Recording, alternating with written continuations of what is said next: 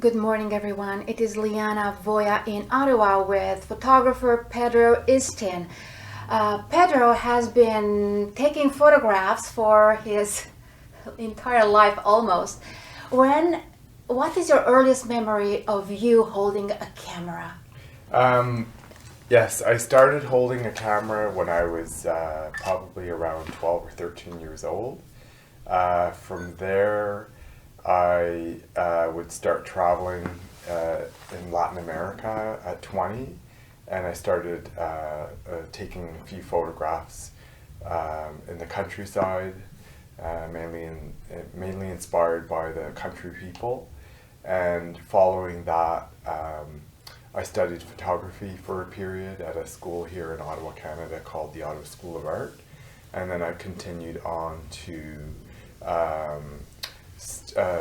start photographing different series that had to do with everything from Indigenous peoples to landscapes. So that's where this photo world has taken me up to now. You are the son of a Colombian mother and a Hungarian father. You combine very interesting roots, very interesting backgrounds. Hungarians are actually coming from very farther east. They were the ancestors, their ancestor was Attila, and Colombians have very ancient roots. What does that make you feel? Well, I'm first of all very grateful that I was born to a set of parents that are immigrants and from these two rich cultures. For me, it's been very natural to constantly go back to explore my background. I speak Spanish. I don't speak Hungarian, although I have been to Hungary and I have been to my relative's farm.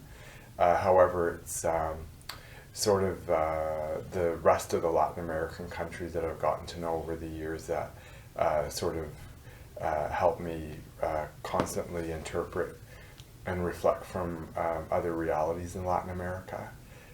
So besides Colombia, I'm a humongous fan of Peru. Peru is a big part of my life. I have godchildren in Peru that have been in my life for 20 years. And I've traveled extensively throughout different parts of South America and Central America, as well as Mexico. Let's talk about the topics, the themes of your art. Nature is a major topic, and the humans become part of the nature. Let's talk about the symbols that you use from nature in your art. Yeah, so I'm thinking of one series in particular that it's called In Situ, and which means in its place. And I was wanting to photograph people that I could work with if they'd be comfortable to be nude. So many of them, well, all the ones that are in the images allowed me to photograph them with elements of nature that were, to me, sort of very stripped down to the basics, like either leaves or stones or rivers. So I was trying to make metaphors of this connection between people and nature in its most sort of profound and basic way. So the series is on my website and it continues to get attention, and I think that as the planet continues to evolve and we all become more technology savvy and sort of more in the 21st century, I like to think that there's a humongous part of us that is still very connected to the basics of human life, and that's got to interconnect with the nature that we really can't live without, like we may think we can, but I think that time will tell us that it's actually very important for our survival. Let's talk about trees and leaves. You seem to use, I've seen different shapes of leaves. One is called the Heart of Jesus. You use the words in Spanish. I've seen other shapes of leaves, and you use logs and broken trees, or just standing beautiful trees. Can you talk a little bit about the importance of trees and leaves in your photography? Yes, the tree of life. So as we know, in many cultures, the tree of life is very significant.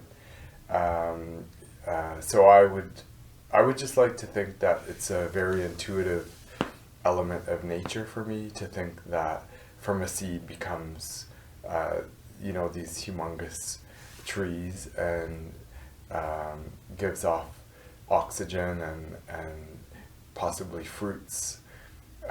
So it's a symbol of life, really. And here in Ottawa, I mean, we have the 4 seasons, so it's even more of a dramatic statement to see the constant death and rebirth of nature that, for me, is interpreted in such a humble and basic way from a tree. So I love plants. I keep many in my home, and I just love photographing different kind of trees and collecting sometimes leaves.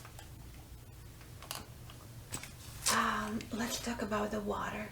You love rivers. I get the impression that you like more rivers than still waters. Am I close? Yes, I would say so. The river of life is what I think of when you're talking to me about the river. So I see now that I'm actually being reflected that my work has to do with the elements. So the water and the earth, the tree, which is part of the earth.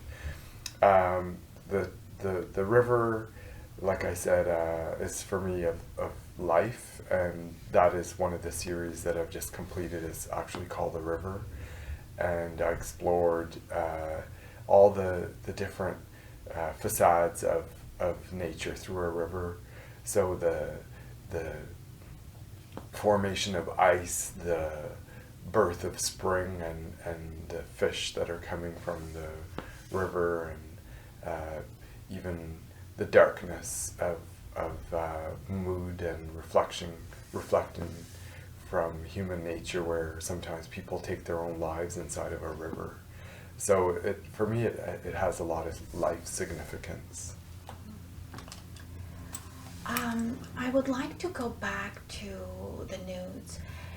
This bareness that I see in your art, and this nakedness, I have to tell you, it makes me very comfortable. I feel, I don't think it would have been natural to see any clothes on these people.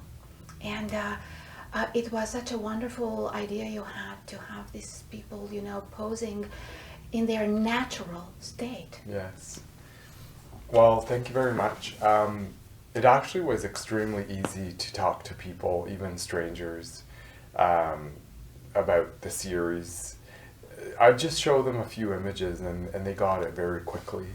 So for me, it would be, again, distilling sort of the most basics of life, of what we're connected with, of what we are, of where we come from, of where we're going, and to be able to strip it down to its essence, including to the natural figure, for me, was the only really possible way that I could make a reflection from physical nature that we live around with our own human existence. I would like to talk about the people in your life. Some of them live in spirit, some of them are still around, some of them are very frail right now. Your father is Yes. he's very sick, and you seem so concerned. You're talking about him a lot, and you also spoke about friends that no longer are around due to some of them very violent Yes. circumstances. What's it like to filter tragedy, loss, Yes. suffering, human suffering, disease, illness? Well, it's a heavy subject, but I mean, the first really shocking experience for me of a death was a good friend of mine who passed away when she was 17 and I was 16 from a suicide. And I don't know exactly what the issues were, but it's something that reflects on in today's society of young people. I would think that our lives are created from karma. So rather than often getting caught up in the darkness and the totality of and the misery and the finality of a human body, I'd like to think that, or a human soul, sorry, I'd like to think that we have chapters in our souls, and the current one we're living is just one of many. Many people don't believe in reincarnation. I myself do. And I don't have enough time to be able to explain my reasons or my experiences too, but I think the care that for each other that we can give while we're alive is the most important thing we have going in our lives. And so rather than getting self-absorbed and caught up in pain and suffering from the adversities that happen to us when we experience tragedy through loss or sickness with our loved ones, it's more to stretch our arms out and offer what we can, and in positive energy mostly. It doesn't even have to be something physical or monetary. It's just an appreciation for the moment of existence, that we're aware and observing and conscious of exactly what's happening, because sooner or later it does interpret into another moment. Let's talk about spirituality. Spirituality has a special place in your photography. You said you don't want to go into it too much, but I saw so many symbols. Mm-hmm. I like that you're combining Buddhist, Hinduist, Christian symbols, indigenous, pagan. You are combining everything. What is your message? I think I get it, but I would like to hear it from you. Mm-hmm. My message that I receive on a constant daily basis is a message of light that filters into all of us living on this planet, and it's our own reflection back that can interpret the beauty of its individual sort of mirroring or reflection. So I don't have any boundaries around faith or what I inspired by or appreciate or want to learn from. And I think that that is our natural way to exist as a human soul, is to keep this very, very open. So I'd like to think that it's really about light, letting light in, and it's okay to feel the dark as well, because it's part of the nature of even a day on this planet, which we all know goes from the darkest point of the evening until the sun rises, and full day again of light, and then back to this circle of light and darkness and life. Pedro, you are traveling a lot. Yes. In fact, most of the phone calls that I got from you were from your during your travels. Right. And I wanted to ask you, what are your next travels? The next travels that I have organized, well, more or less in my head, are to Europe. I want to go to the great city of Berlin to look at art in the galleries and the museums. And also I want to pay homage to a great-grandfather on my father's side that died in World War II in Poland, and my dear stepmother who died of cancer almost 5 years ago, who is Polish. I want to be in Poland to pay homage to the both of them, and end up in Hungary to visit relatives, and hopefully to visit you, Liana, in Romania at your artist center. Oh, you mean me? Yes. Yes. And then the big one would be my 5-0 in January of 2014, where I want to go to India, Nepal, which would be my first time in Asia. I want you to know that you're very welcome to come to my humble home in Romania. It's in a beautiful village, very quiet, very safe, and it's close to actually to your family in Hungary. So yes, you're welcome this summer. I would like to think, is there something, a topic, a theme that you would like to explore, work on, and you didn't have the chance to, or you're still dwelling on it? It's interesting you mentioned that, because with my trip coming to India next, January of 2014, I've been thinking of what I could reflect on that could be done in a short amount of time, because I'll only be there for a month. So I'd really love to explore the spirituality through the people there. So I'm wanting to work on their lines inside the palms of their hands. So I see something like images of something that looks like maps, and just basically made up of the destiny lines in the palms of people who would allow me to photograph them. So I can see that as a series that I could explore. How do you see the state of photography today compared to the 20th century? Mm-hmm. Well, I like to think that it's like anything else. Change comes, changes happen, and something new comes and something old falls away. And at many times everything's sort of mixing together at the same time. And I think that that's where photography is right now, and I think it's exciting. I mean, there are more people taking photography or doing photography because of the digital era that's come upon us, which makes it more accessible. But I think there's many levels of the art of photography, just like there is in cooking, for instance, or music.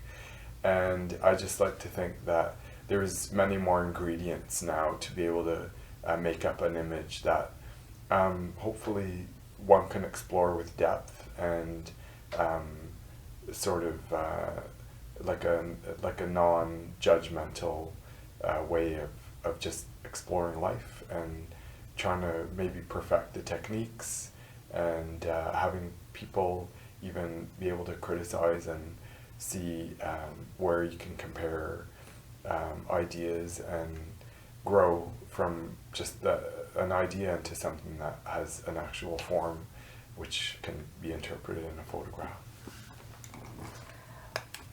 What I like about your photos is the non-judgmental nature of the personality that you have. You're very non-judgmental. I don't see sarcasm. You're not a cynical photographer. You're not showing us cynical, photographs. And how do you draw this kind of beautiful, peaceful energy to stay, to be like this? Mm-hmm. Well, I like to think that it's from the same source of the question that you had asked me before, about basically what I find is inspiring from life, like what the message is about. And it's about staying in that place of light, and also what the interpretations are of light. So it's okay to have it go dark at times, and just to stay and watch it is very important. I noticed that you work with black and white a lot, although I did see color photos too. What makes you decide when you're going to use black and white and when you're going to use color? Does it depend on the season, on the mood, on the topic, on the theme? What is it? I would like to think that I choose, well, the black and white definitely to me are the symbols of the soul, but color can be as well. So it's something that I don't really think in my head too much about. It's more of an intuitive feeling type. So all in all, I'd like to say that they are both languages of life. So it really just it just depends on what the real final meaning of the series could be. If I want it to be more about something to really remain classic about and strip something basic out of life into, I would say it's the choice of the black and white that seems to work. You seem to spend more time in Peru than in Colombia. Am I? Yes. Yes, Peru is a place to me that is just soaked in spirituality in many ways. A lot of hardship in Peru as well. There can be a lot of darkness. But there's a joy that I see in hope in a place like Peru. I've experienced it many times. It's many resilient, strong people that go through many hardships and just seem to just march on. And for me, this is extremely an important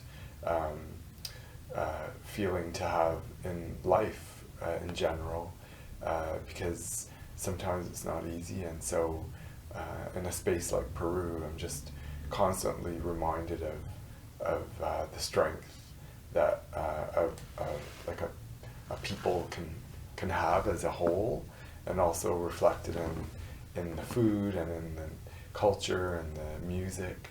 It's a very diverse, rich cultural country, Peru. Some of your photos that I looked at made me feel as if you were in an altered state. Mm-hmm. Am I close?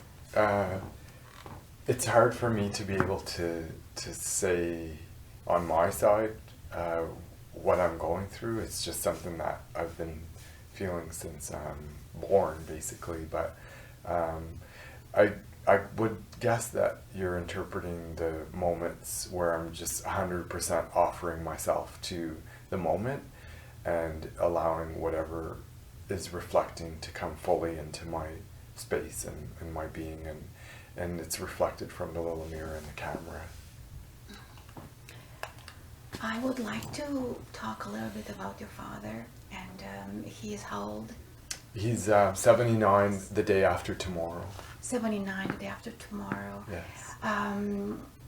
How do you see the relationship with your father under the circumstances, and how prepared are you for the event of his death? Mm-hmm. This is a very important topic. I think that from this whole interview, this will probably be the essence of it. But like I was talking before about the karma and the work that we hopefully come to do on this planet. And I would say the biggest work for me was with my father. My father and I are like very extreme in character. My dad's also done very many jobs that I have no connection to in my reality. He's been a police officer, he's been a university teacher, he's been a miner, a welder, welding teacher. So I feel like when I was born, I was like from Mars or something for him. So the journey started off like we're looking at each other like who are you and what are you all about, and all even the interpretations of labeling in the mind and coming forth in attitude and actions, which sadly enough can really do a number to a relationship. But I had a vision from when I was in my 20s, I mean even, like early 20s, and I always saw something very positive coming out of this. And it's almost like I created the scenario to happen and focused on it so much for so many years. And in between all that, of course, lots of hardships. But at the end of the day, I'm able to say that my father is my best friend today. And we've managed and been fortunate enough to talk about issues from the past and be able to make pardons and hugs and we really are in a present moment, and I feel very fortunate because I often talk to people, clients, partners that seem to be very stuck emotionally, and it's very hard for them to move on, even if their parents have already passed on to the spirit world. They find it very hard to live with knowing that things just were never resolved. So I would like to think it's a work that we come to do when we come on this planet, is to just face that and not be nervous about it, and not think about what the other person is going to think or say or react or anything. It's just something that, it's like a mission. It's like you're given a copybook, and it's something you have to put in your copybook, and that's all there's to it. And I would guarantee that through time, it might not be quick. It might not be what we wanted it to, for it to turn out, but something will happen, and it will probably be even better than you can ever have imagined it to be. It's just, you have to fill it with hope and light and love. And I know that these are all fancy, bright words, but they really are the essence of it all. And I think when we don't go there, it's like lifetime after lifetime, we're forced to come back and have to choose these brighter, more positive ways to deal with the realities of the dark.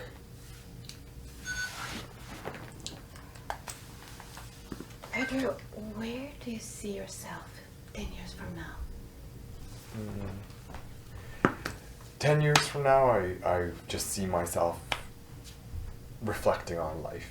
And I met a 93-year-old woman last weekend at a party, and I saw myself in her, and I even wrote to a friend that night when I got home to say that this woman had a message for me, and that's to just allow the world to be, and to listen to it, to just allow its messages to come through. And it was such a profound message, yet so simple, and I find it's just something that many of us seem to just like block or ignore. But life is alive, and our home is alive, and our beings are alive. And while I'm alive on this planet, I just see myself always reflecting from the power of life. That's the most important thing for me, more than anything I could acquire, or money in the bank, or drive something fancy. It's this life line, this code that we get from life, that we're all interpreting in our own personal gifts of our lives. Pedro, thank you so much for being with us today. Your website, Pedro's website is pedroistinphoto.com. Can you please spell the name? Yes, so it's Pedro, and then it's ISZ or Z TIN, F as in Frank, O, T as in Tom, O.com. And I'm sure if it's Googled, or even just my name, Pedro Isztin, people will be able to get to my website or see some of my images from my past work. Pedro, thank you very much again, and I wish everyone, I encourage you to visit his website and look at his work. He has an upcoming exhibition in... my latest one had just opened. And it's okay. just recently been closed, but I will have updates on my website about future exhibitions. Excellent. Thank you very much again, and have a wonderful day. Bye-bye. Thank you kindly, and have a wonderful, bright day. Bye-bye. Okay. Yeah, I gotta go. Yeah, no problem.